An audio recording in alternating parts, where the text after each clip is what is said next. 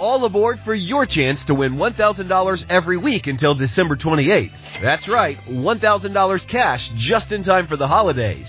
To hop on board, just head to ChurchillMortgage.com and punch your ticket to the Churchill Express giveaway. Visit ChurchillMortgage.com for your chance to win big. This is a paid advertisement. NMLS ID 1591. NMLSConsumerAccess.org. Equal housing lender. 1749 Mallory Lane, Suite 100, Brentwood, Tennessee 37027.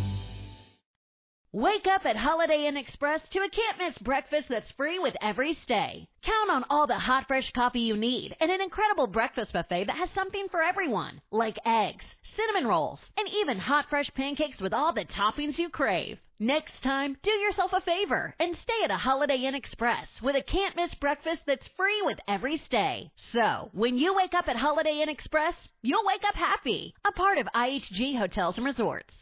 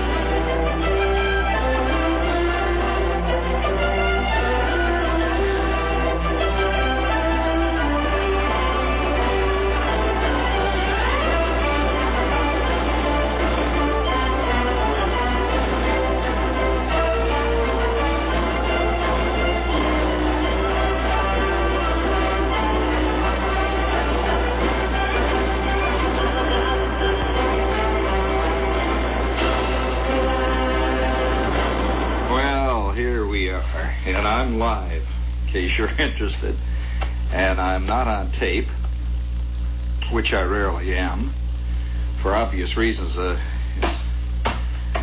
Being live, actually, is a cop-out. It's much more of a cop-out than being taped. A lot of people think taping is a cop-out, but actually it's the other way around, because I find that if you're live, you can't hear yourself. And therefore, you don't have the terrible qualms of conscience, which the guy does when he's taped. Almost every guy I know who's taped walks around and looks embarrassed. For years he hears himself. No, I'm very live, and let us officially say at this juncture now that Christmas is almost over. And I might say, before we go any further, that I'm feeling irascible. That what happens late Christmas Day is most people feel fat. It's sort of decadent and greasy and kind of rotten, and you do everything too much. You just sort of sit around and look grimly into the middle distance. And this is not going to be one of those Robert Benchley type programs talking about how terrible holidays are. They're not. The holiday itself is a phenomenon. I mean, all holidays. Every tribe everywhere has the holiday thing. Ever think much about that, the whole thing, other than the actual reason for a specific holiday, but the fact that holidays exist in all cultures. And there's always one holiday, you see, that's bigger than all the others in every culture. They have one big giant bust, one big bust out, whatever it happens to be. There's one tribe, for example, in some island out in the Dutch Guiana group. When they have their big bust out, they all gather and they kill everything. They just hit everything for miles around, and they all stand around and yell and holler, and then after they get through killing it, they eat it. Whatever it is they've killed, they eat, and then they all go home staggering. They're fat. And, of course, the thing that you got to understand is that all the rest of the year they don't eat at all. They're in the middle of a famine all the time. They have a perpetual one there. So the bust out comes once a year. Well, now, we have a love bust out once a year. You close the door there, I can hear him yelling and hollering. Ted's entertaining the whole crowd. So we have a once a year big love bust out, and our famine, of course, is is hardly anybody cares about anybody most of the year, just like those tribes out there in the Pacific. They don't eat much during the year, so once a year they eat. Well, hardly anybody cares about anybody else most of the year, really. I mean, we do a lot of talking. But then comes the big love bust out, and we have this fantastic thing, which is a great thing.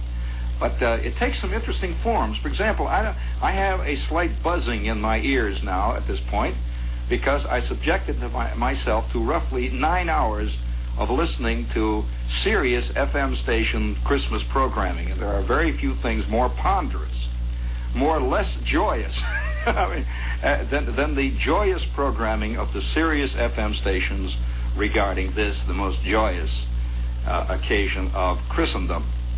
It's a kind of an interesting thing to hear some of it. One station, for example, seems to confuse Christmas with, I'd say roughly, the 17th century of English history. Somehow they confuse Christmas with guys playing recorders. And you never heard more recorder playing in your life. And bad recorder, nothing is more depressing than tall, thin, Bennington blonde girls who have somehow wrangled the recording contract and are now blowing for some company called Recorder Archives, something of that nature, and they blow away on little-known pieces of music from the 17th century, and they all pop up at Christmas time, and you can see why they're little-known. They were bad when they were written, and they're bad today, which I like to say that man has an ability to sift the dross from the gold. But this never occurs, the FM stations. And then, of course, there's always the half-hour or sometimes the 17-hour program, which comes on by special tape from the BBC. And it features a distinguished British actor. And he is doing selected readings from Christmas literature of the 16th, 17th, and 18th centuries. And so, little children, I am about to tell you the story of the Christmas elf. The Christmas elf one day was walking through the green sward, and he came upon a little girl who had not been too good. And you wonder who's listening to this. Certainly not the kids. They're all sitting there buried in Playboy or Mad Magazine, and Mama and Papa are flaked out. One is sculled out on the daybed, and the other's trying to figure some way to get out and get down to the office. Just to get out, and the FM set is going, and so the little girl returned to her home and said, "Mother, I am going to tell you that tonight we are going to be visited by the Christmas elf, which is the spirit." Oh boy, nothing is worse than an English actor making an LP to be sold at Christmas time to serious kids by serious mothers and fathers who are Anglophiles from way back, one having gone to a well-known English-oriented ladies' school near Boston, and the other having been kicked out of Harvard at the end of the third year. And so naturally they're British to the core, and they maintained that the recorder was the only. But then, of course, you can go on and on about this thing. I heard one guy all night long. I turned on an FM station, and all night long this guy was trying to get people to call him up, and there was a note of hysteria in his voice. This is another kind of radio show which it passes for entertainment, and he does things like this. You know, I want you folks out there to know that this program is for you, and I'd like to say that we just had a wonderful conversation with Jim out in Staten Island, who says that they've decorated the tree there, and the kiddies are all in bed. And we had a phone call from Gwen in Babylon, and Gwen said to say Merry Christmas to all, and she's a regular listener. And blah, blah, blah, blah. This goes on, and you wonder who these cheeseheads are that are listening to other guys making telephone calls and talking about other guys' telephone calls to somebody they don't know. But it goes on and on and on. And in between time, to show that the true spirit of Christmas is there, he is playing famous old Christmas melodies by Billy Daniels, famous old Sacco Christmas songs by Eddie Fisher, and various other Christmas images of our world. So It's funny, you know. There's a great deal of difference between the Christmas Carol and the Christmas song, as turned out by the boys in the Brill Building. You know, there's a great deal. Although the tendency today has been to meld the two, because when you write a Christmas song in the Brill Building, you get a lot of sleigh bells behind. It doesn't make any difference who's yelling it out, Paul Anka or Fabian. I think you get the bells going to rock and roll sounds. You know, and you Christmas time, Christmas all the way, ding, and it goes. There's nothing whatsoever to do, even remotely, with Christmas or anything. I've often wondered who was it? Gregory. Yes. The Gregorian chants. You want me to go into a long, involved discussion of the Gregory of the Gregorian chants here tonight? Well, I've got something here. I suppose this will be the only program done of this kind this time, because I've noticed that whenever Christmas time comes around, there is a general looking toward Europe on the part of most of the radio stations, and in fact in the record shops and so on. By looking towards Europe, I mean this. We look to Charles Dickens for Christmas. He was not an American. I hate to tell you this, but Mr. Dickens was English to the core. And we either that, or we often will look to Italy. Italy seems to be a sort of center of Christmas. France, we have all kinds of French things in Christmas. The expression Noel and one thing and another. And most of the radio stations and TV stations that are seriously doing something about Christmas will spend hours playing German Christmas songs. I heard hour after hour last night of tall, heavy-set ladies singing German songs, Christmas songs. You know, they have a certain quality about them which is very special and really isn't part of the American Christmas scene. And I heard very little discussion of American Christmases, of really American Christmases on a serious plane, except maybe the John Gambling kind. Make sure to have a lot of things for the kids and just have a good time, drive carefully. That seems to be the most important Christmas greeting that people give on the radio, that sort of thing. But not much discussion of the American Christmas. Have you ever thought about, when you see all these Western movies, have you ever thought of what Christmas was like in the West, in the frontier days? They had Christmas then, too, and more so than we have, actually, because they were far more religious people, by and large, than we are today. By religious, I mean they really were Orthodox religious people. And have you ever thought much about Christmas in the West, say in the 1860s, 1840s, 50s, in that period? Well, it was a pretty interesting phenomenon, as a matter of fact, and there are certain accounts of it left around, which should be brought out on Christmas time. We should read these things and talk about what they did in Christmas past in America. Do you know much about, say, Christmas in a place like Wisconsin? Well, there's one thing they do in these little towns out in the Midwest, and even in places in the South. I don't know whether it extends much to the East. I haven't seen much of it here in the East, although there is some evidence of it. In the Midwest, one of the big things for Christmas is the decoration of the town itself. Now, by that I don't mean some merchant puts a big display in his window. Somebody puts a big thing out, like the big cross, the big lights up here in the Pan Am building. I'm talking about the town itself. Has a big operation generally, and I can remember coming home for Christmas. This has been right after the war. I was driving from Cincinnati to Chicago. Now, driving from Cincinnati to Chicago, you drive through some of the most lush farm country in America. These gigantic Indiana farms and these huge southern Ohio farms. And this is really beautiful farm country, but as flat as a board. It's just absolutely so flat that you can sometimes see when you're coming out of Lafayette, Indiana, for example, which is maybe 75, 80 miles south of Chicago. You can see the lights of Chicago in the distance. just hanging up in the sky there. That's how flat that country is there. There's very little rolling hills there. Well, I can remember driving home because radio stations, as you know, don't turn off on Christmas. They don't turn off on any holiday. In fact, radio stations are rarely dead. Speaking of dead radio, this is WOR AM and FM New York. You look so sad. Of course, Ed, you know that's not an editorial. It's just see, I can't help it if there's a stream of consciousness here going on and Freudian association.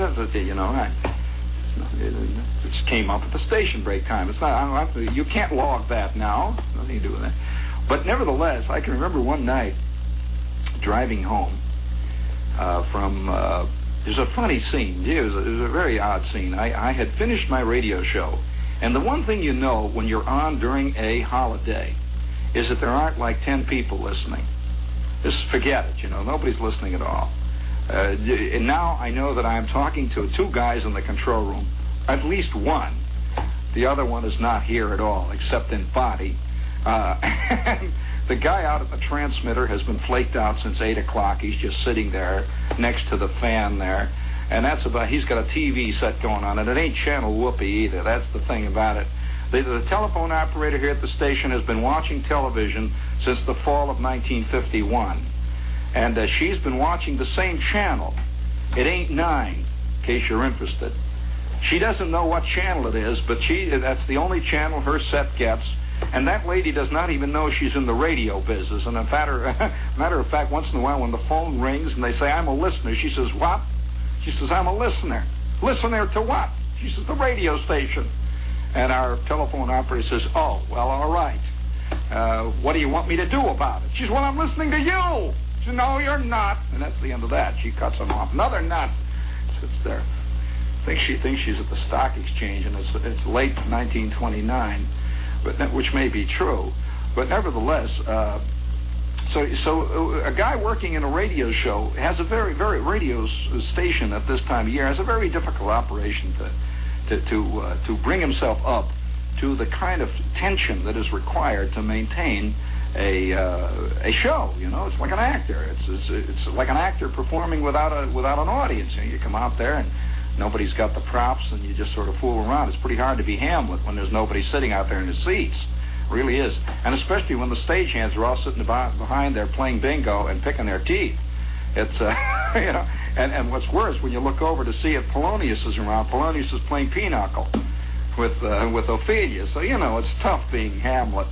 But I'm driving home one night to Chicago from Cincinnati, and boy, was it dark. It was really dark. I had finished my show, which was about 1 o'clock in the morning, 1:45, and I go out and I get in my car and I said, well, I'm going to go home for Christmas. I had to be back the next day for the next show. You say, well, I'm going to go home for Christmas. Well, that's about 350 miles from Cincinnati to Chicago, and it's through some of the darkest country this side of the Mojave Desert. I can tell you that. So I get into the car and I whistle out of Cincinnati, and immediately, as soon as I get past Cleves, Ohio, it gets black. I mean, black is the inside of your pocket. It's really pitch black, and my Ford is boring into the darkness there, and I'm whistling along. And I got the radio on, and I begin to pick up right away. As soon as I got out of Cincinnati, I pick up a guy who is broadcasting from Chicago. And it is Christmas night. And he is completely, you can just hear him, he is just going along, he's like just coasting. He's got maybe one notch of his accelerator open there. He's just got a very lean mixture coming through the carburetor. And he is just coasting, and you could not, it would be impossible for me to tell you how much cool cynicism was coming through this guy. He was just sort of laying it out, and he was playing, he happened to have a music show, and he was playing only the stuff that he wanted to play. He didn't care about the audience tonight. He knew there wasn't any. And so he was belting this stuff out and making smart, rotten remarks between every record, and he was going along there, having a great time. And I always remembered that guy because I tracked him all the way into Chicago that night. Later on, he became a very famous guy and went on to become one of the biggest entertainers in the TV radio business. But at that night and that time, I'm sure he doesn't even... He had 15 minutes of commercials that night, which he was doing for a dance studio in Chicago. And you could not imagine at 3 or 4 o'clock in the morning any more really cynical dance commercials than this guy was putting on. Eddie, he would imply that if you came down to this place, you could find yourself dancing for the first time and probably the only time in your life with a female gorilla. If you've always wanted to dance with a gorilla, you can find one down there. And not only that, if you are a gorilla, they don't care. You come down and you can dance with a pretty girl. For all of you rotten people, there's your chance. You know, he goes on. Well, it was great. I was whistling in on the beam there, listening to this guy. And it was Christmas Eve. Not Christmas Eve, it was Christmas night. Well, the point that I'm getting to, as I was coming through these little towns, it was a curious thing to see.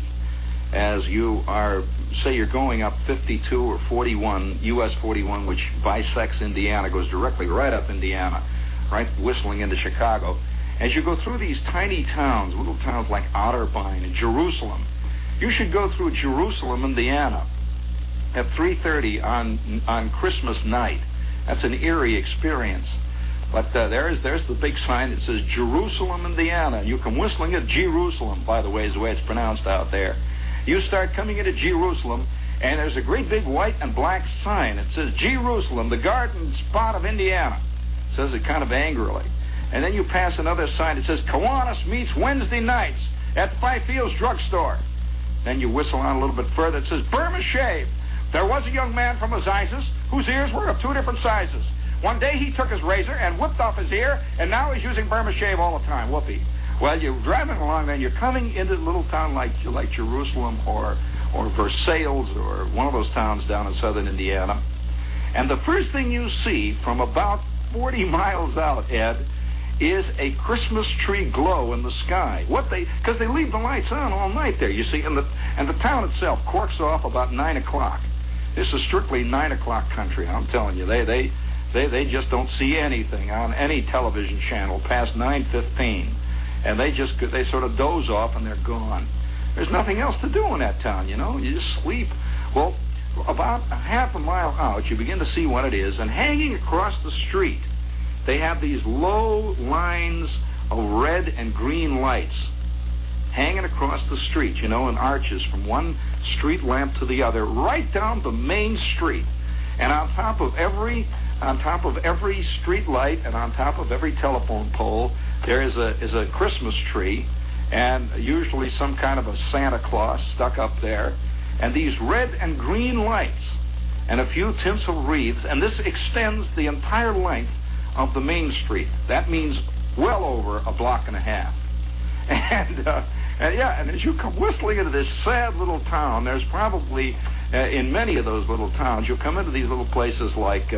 And in the background, in my mirror, I can see those funny red and green lights that they hang over these little towns. You know, the whole thing about it is that these towns celebrate Christmas in a very different way.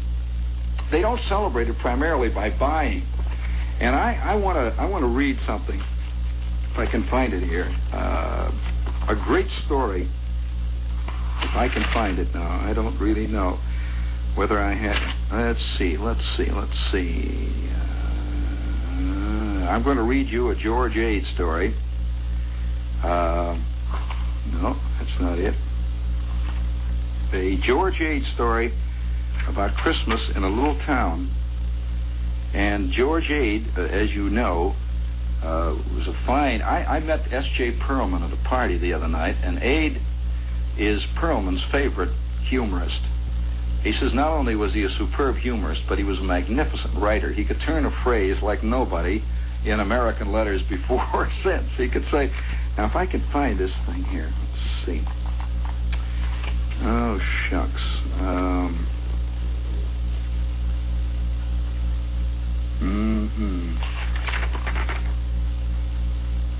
Let's see. The Fable of the Good Fairy with the Lorgnette and Why She Got It Good.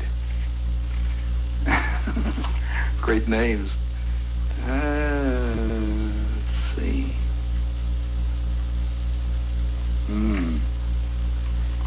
I really want to read this to you because it's about Christmas time and how they celebrate it.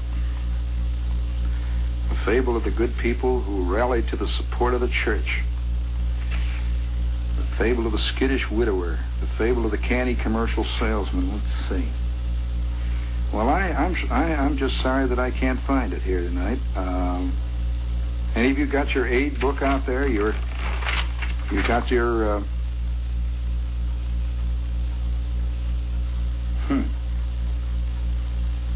No, I can't find it. Shucks.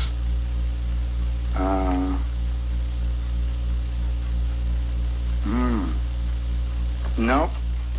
I'm just going to have to give it up because I'd have to find it because there's so many of them in here, and it's a beautiful fable about shopping in a small town. You want to take a look through this, Lee, if you'd like to, and then see if you can find it here. Yeah. It's the fable of the guy who saved up his money to buy the gift. You remember that fable? The one about the Santa Claus? They so quick. Do it in here. Where are you going in there for? Do it in here. Hey, just so you can read it. But I wonder just how much in the way of American Christmas we ever talk about here in this country. It's very little. Very, very little. I remember different towns and different ways they celebrated Christmas. I remember living in this, as I say, in Indiana, when Christmas was... Holidays start here at Baker's with a variety of options to celebrate traditions old and new. You could do a classic herb-roasted turkey or spice it up and make turkey tacos. Serve up a go-to shrimp cocktail or use Simple Truth wild-caught shrimp for your first Cajun risotto. Make creamy mac and cheese or a spinach artichoke fondue from our selection of Murray's cheese. No matter how you shop, Baker's has all the freshest ingredients to embrace all your holiday traditions. Baker's, fresh for everyone. Hey guys, it is Ryan. I'm not sure if you know this about me, but I'm a bit of a fun fanatic when I can. I like to work, but I like fun too. It's a thing. And now the truth is out there. I can tell you about my favorite place to have fun. Chumba Casino. They have hundreds of social casino style games to choose from with new games released each week. You can play for free anytime, anywhere. And each day brings a new chance to collect daily bonuses. So join me in the fun. Sign up now at ChumbaCasino.com. No purchase necessary. VGW Group. Void where prohibited by law. See terms and conditions. 18+.